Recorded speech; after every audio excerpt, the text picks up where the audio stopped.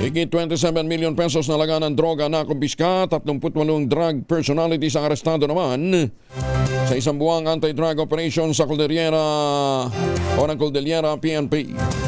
Detalye ng balita mula kay Romy Gonzalez sa RH41 ay Bagdibigat Romy. Higit sa 27.6 na milyong pisong halaga ng illegal na droga ang nakumpiska at 38 drug personalities naman ang naaresto sa isang buwang matagumpay na anti-illegal drug operations ng Police Regional Office Cordillera Administrative Region.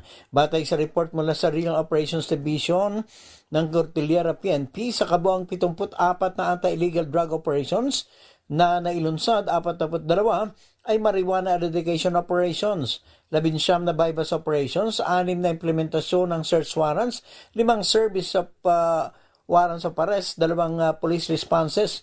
Ang pagsisikap ay nagresulta sa pagkakatimbog sa 38 drug personalities, 2 high-value individuals at 16 na street-level individuals. Nakumpiska naman ang 126.6 na gramo na shabu, 73,528 fully grown marijuana plants, 12,200 marijuana seedlings, 25,000 gramo ng tuyong dahon na marijuana at 38,000 gramo ng tangkay na marijuana na may standard drug price na 27,643,288.84 pesos. Ito si RH41 Romy Gonzalez para sa DZRH. Una sa Pilipinas, una sa Pilipino. Maraming salamat Romy, Diyos Tegnina.